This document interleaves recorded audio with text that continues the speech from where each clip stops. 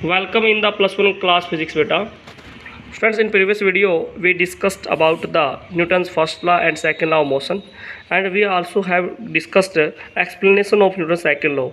Last time we told you F is equal to me. It means, students, if you want to change the state of the body, you have to apply force, and if you want to produce the acceleration, also you need force बेटा. तो Newton second law of force किसके बारे में बताता है बेटा? It measure the force बेटा. किसकी मेजरमेंट करता है बेटा? फोर्स की मेजरमेंट करता है.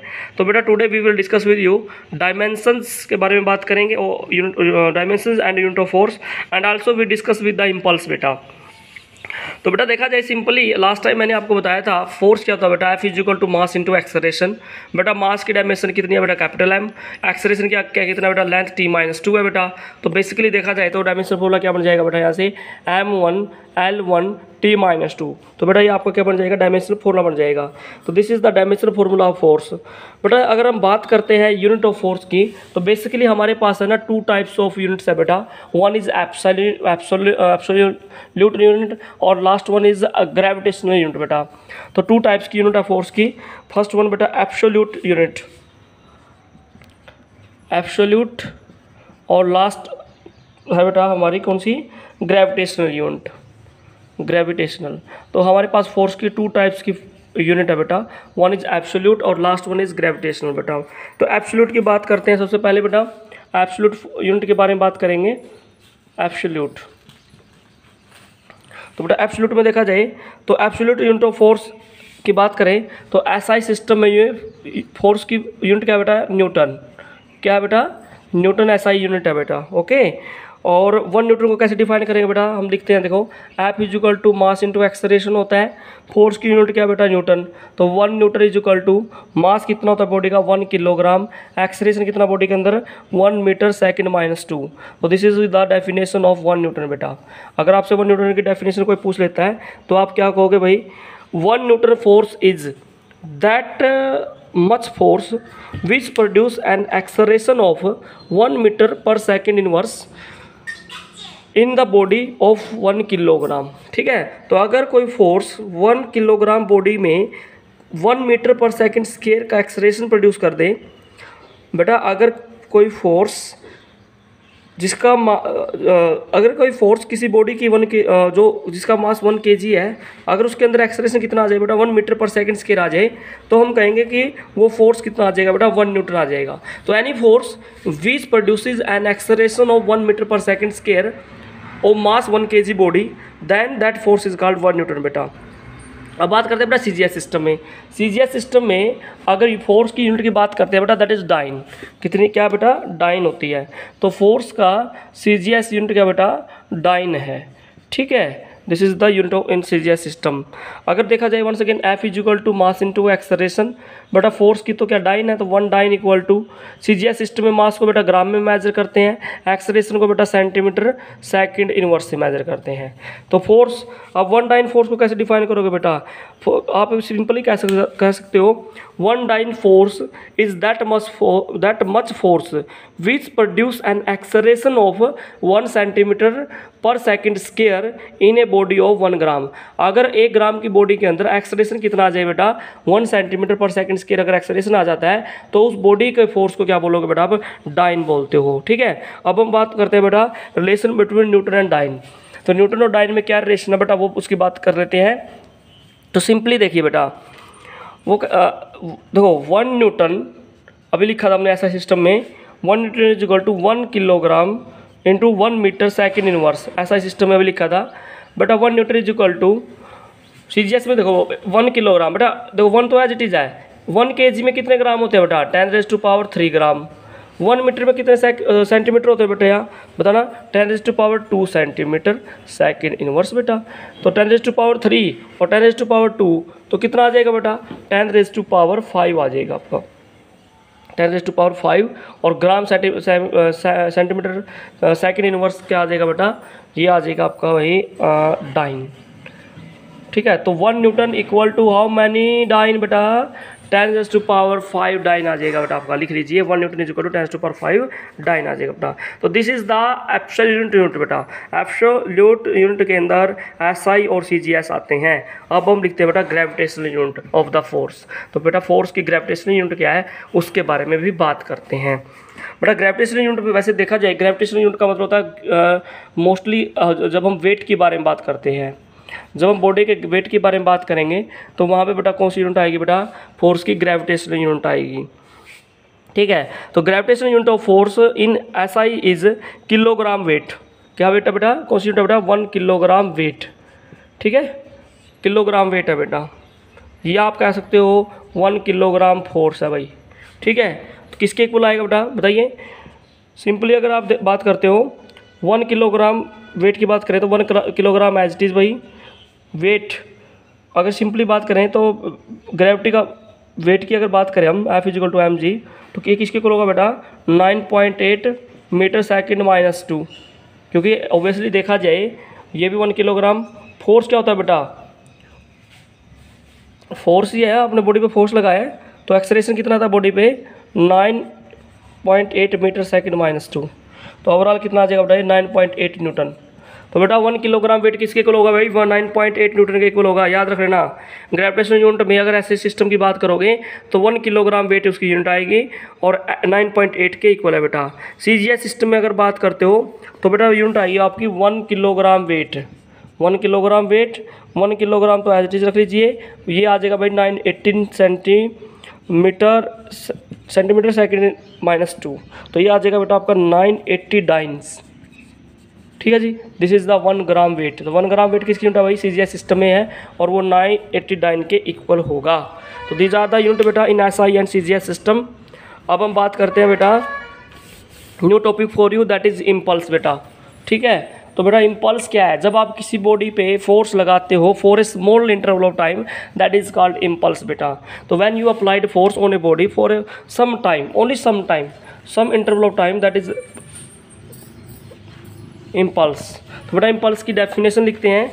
तो क्या कहता है बेटा, इम्पल्स की डेफिनेशन बिल्कुल सिंपल है। The force which act, the force which act, the force which act on bodies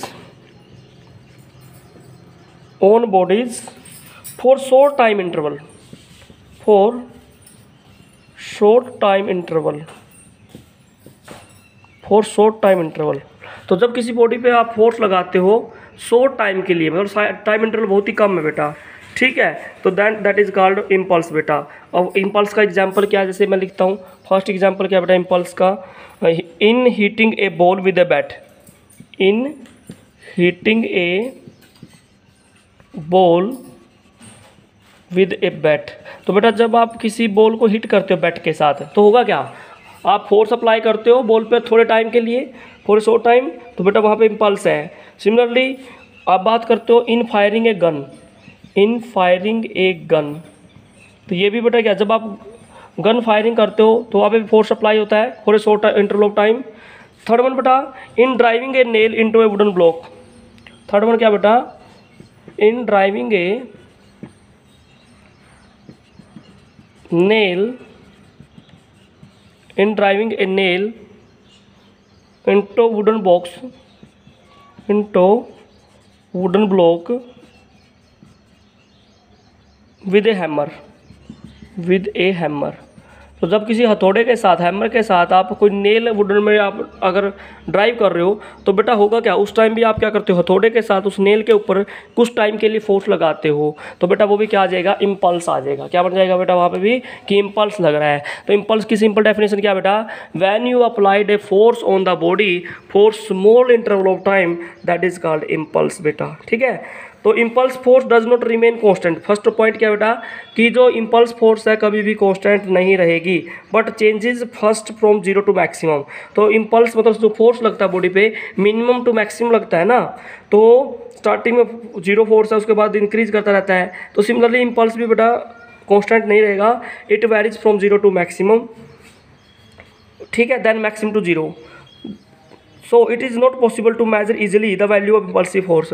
तो बेटा इम्पल्सिव फोर्स को मेजरमेंट करना इतना आसान नहीं है। तो we measure the total effect of the force. तो हम क्या करेंगे इस सिचुएशन के अंदर, we measure the total effect of the force. तो इस फोर्स का इफेक्ट के बारे में बात करेंगे। तो impulse of a force is a measure of total effect of the force. लिख लीजिए बेटा, इम्पल्स क्या मेजर करता है बेटा, किसी भी बॉडी का जो इम्पल्स है, इम्पल्स ऑफ ए फोर्स क्या मेजर करेगा भाई, impulse of a force is a measure of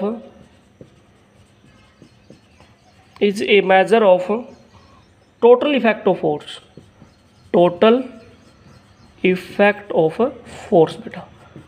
तो impulse major the total effect of the force बेटा, लिख लीजिए, काफ़ी इंपॉर्टेंट पॉइंट है। Impulse of a force is a measure of total effect of the force बेटा। तो mathematically अगर देखा जाए, मैथमेटिकली अगर लिखें तो इम्पल्स क्या होता है बेटा, प्रोडक्ट होती है किसकी, फोर्स मल्टीप्लाई बाय टाइम। क्योंकि जब किसी बॉडी पर फोर्स लगता है कुछ टाइम के लिए तो बेटा उसको इम्पल्स बोलते हैं। तो impulse is equal to force multiply by time होता है भाई, ठीक है। तो ये मैथमेटिकल फॉर्मूला है कि it is a measure of total effect of the force, it is given by the product of the force and the time for which the force act on the body. तो force की product किसके साथ करेंगे बेटा, time के साथ करेंगे जब तक बॉडी पे लगा रहेगा। तो ये था। अब न्यूटन सेकंड लॉ क्या कहता है बेटा, force is equal to D P by D T. ये न्यूटन का सेकंड लॉ है भाई। अगर क्रॉस मल्टीप्लाई कर देते हो तो इधर क्या आ जाएगा भाई, F multiply by D T that is equal to D P vector भाई, ठीक है। ये हो गया। अब देखो मैंने भी बताया बेटा कि बॉडी पे जो फोर्स है और इम्पल्स है वो कांस्टेंट नहीं है। इनिशियल 0 टू मैक्सिमम टू 0 ऐसे वैरी करेगा। तो अगर मैं इंटीग्रेट करता हूँ, मान लीजिए इंटीग्रेट करता हूँ इक्वेशन को, मान लीजिए स्टार्टिंग में टाइम 0 था, फिर टाइम t आ गया बेटा। तो मोमेंटम, इनिशियली मोमेंटम क्या था बॉडी का, p1 था, और बाद में मोमेंटम क्या हो गया भाई, इम्पल्स लगने के बाद, फोर्स लगने के बाद, दैट इज मोमेंटम p2। तो इंटीग्रेशन लगा दिया बेटा। अब इंटीग्रेशन को सोल्व करते हैं। इंटीग्रेशन को सोल्व करने के बाद क्या आएगा बेटा, देखिए यहाँ पे आपने इंटीग्रेशन में क्या लिखा अभी, this is 0 to time t f into D T, this is D P vector impulse p1 to p2 भाई, ये आपका, ठीक है। तो p1 what is p1 here, p1 is the initial momentum at t equal to 0। जब time 0 है तो momentum कितना भाई p1, जब टाइम t है तो बेटा मोमेंटम कितना है भाई p2 आपका, ये बात नोट कर लीजिए। अब एफ एवरेज क्या है बेटा, F average is the force during this time we may for included at. बेटा अगर आप फोर्स को बाहर निकालते हो तो कांस्टेंट फोर्स लगाते हैं हम यहाँ पे, क्या लगाते हैं बेटा, कांस्टेंट या एवरेज फोर्स लेंगे बेटा, क्योंकि फोर्स को यूनिफॉर्म नहीं है, ठीक है। तो एवरेज से ही लिखा जाएगा। और अभी डी टी का इंटीग्रेशन क्या आएगा बेटा, टी आ जाएगा, लिमिट क्या चल रही है 0 से t चल रही है बेटा। सिमिलरली अगर आप मोमेंटम का इंटीग्रेशन करते हो तो बेटा p आएगा, क्योंकि डेरिवेटिव से इंटीग्रेशन कैंसिल हो जाएगा, डेरिवेटिव से इंटीग्रेशन कैंसिल, तो बेटा p आ जाएगा इधर। और बेटा लिमिट क्या रहेगी आपकी, p1 vector two p2 vector बेटा। बेटा you know how to apply limit बेटा, तो you will apply like this one, upper limit minus lower limit, similarly final momentum minus initial momentum बेटा, ठीक है। तो ये क्या आ जाएगा बेटा, average force multiply by time that is equal to change in momentum p2 minus p1 बेटा। तो you can say that f into T. बेटा देखो फोर्स, जब किसी बॉडी पे फोर्स लगे थोड़े स्मॉल टाइम के लिए तो दैट इज इम्पल्स बेटा, दैट इज इम्पल्स। तो इसको क्या बोलोगे बेटा आप, इम्पल्स बोलते हो। तो ये आ जाएगा इम्पल्स। और p2 माइनस p1 क्या बेटा, this is the change in momentum, change in momentum, change in momentum, ठीक है बेटा। तो इम्पल्स क्या देखा, मैथमेटिकल भी निकल गया बेटा। इम्पल्स क्या है, फोर्स मल्टीप्लाई बाई टाइम, ठीक है मैथमेटिकली, और that is equal to change in momentum. बेटा इसे क्या बोलते हैं आप, इम्पल्स मोमेंटम थ्योरम भी बोलते हैं इसको, आप क्या बोलते हैं इसको, इम्पल्स मोमेंटम थ्योरम, आप लिख भी सकते हो उसको इम्पल्स मोमेंटम थ्योरम। तो बेटा impulse of a force which is the product of the average force multiply by the time of impact it is measured by the total change in linear momentum, it is measured by the total change in linear momentum produced during this impact बेटा। और body का जो impulse है बेटा, जब किसी body को force लगाते हो तो इम्पल्स ऑफ द फोर्स है बेटा, ये पॉजिटिव भी हो सकता है, नेगेटिव भी हो सकता है और जीरो भी हो सकता है। According to the momentum of the body increases, decreases और रिमेन अनचेंज्ड। अगर मोमेंटम इंक्रीज करता है तो इम्पल्स पॉजिटिव, मोमेंटम डिक्रीज करता है तो इम्पल्स नेगेटिव, और अगर मोमेंटम जीरो है बेटा तो इम्पल्स भी क्या आ जाएगा बेटा, जीरो आ जाएगा। ठीक है बेटा, तो दिस इज योर इम्पल्स। अच्छा, इम्पल्स का बेटा डायमेंशनल फॉर्मूला क्या है, देखो फोर्स मल्टीप्लाई बाय टाइम है बेटा। फोर्स का डायमेंशनल फॉर्मूला क्या बताना, m1 l1 t minus two multiply by time है बेटा, t1 से मल्टीप्लाई कर दीजिए तो क्या आ जाएगा बेटा, m1 l1 t minus one आ जाएगा बेटा। तो m1 l1 t minus two, this is the dimensional formula of impulse बेटा। ठीक है, यूनिट की बात करें बेटा तो ये फोर्स है और ये टाइम है बेटा। फोर्स की क्या बेटा, न्यूटन, और ये क्या टाइम, तो न्यूटन सेकंड या फिर बेटा डाइन सेकंड। तो ये क्या आ जाएगा, एसआई में और सीजीएस में इसकी क्या आ जाएगी बेटा, यूनिट आ जाएगी। ओके, तो मुझे लगता है आपको बेटा इम्पल्स का कंसेप्ट समझ में आ रहा है। ओके, तो बेटा नेक्स्ट वीडियो में हम कुछ इसकी एप्लीकेशंस भी करेंगे, लेकिन 1 और 2 एप्लीकेशन मैं आज यहाँ पे करवा देता हूँ। देखिए बेटा, फर्स्ट एप्लीकेशन क्या है, एक cricket player, application of impulse की बात करें, अगर हम एप्लीकेशंस की बात करें इम्पल्स की, तो बेटा फर्स्ट एप्लीकेशन क्या है, एक cricket player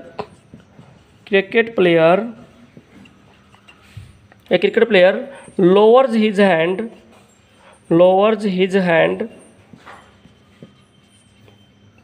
hand while catching a cricket ball,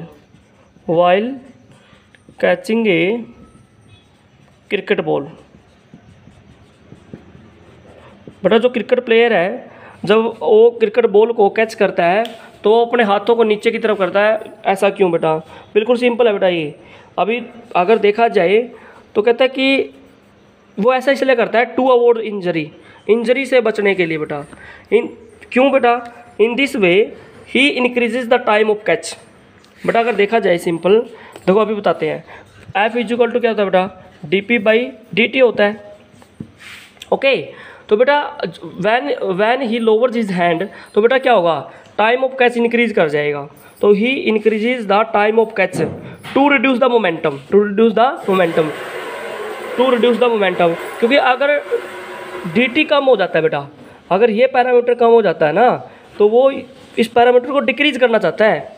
तो to reduce the momentum of the ball zero, या मोमेंटम को रिड्यूस करने के लिए वो क्या करता था बेटा, टाइम को इंक्रीज करता है। अगर ये पैरामीटर डिक्रीज कर जाता है तो फोर्स भी क्या करेगा बेटा, डिक्रीज करेगा ना।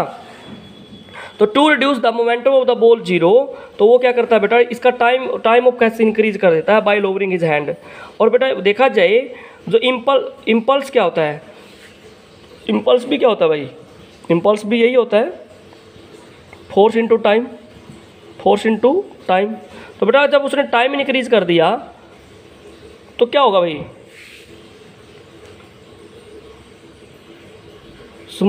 अगर टाइम इंक्रीज करता है, अगर वो टाइम इंक्रीज कर दे तो फोर्स क्या लगता है बेटा, कम लगेगा ना।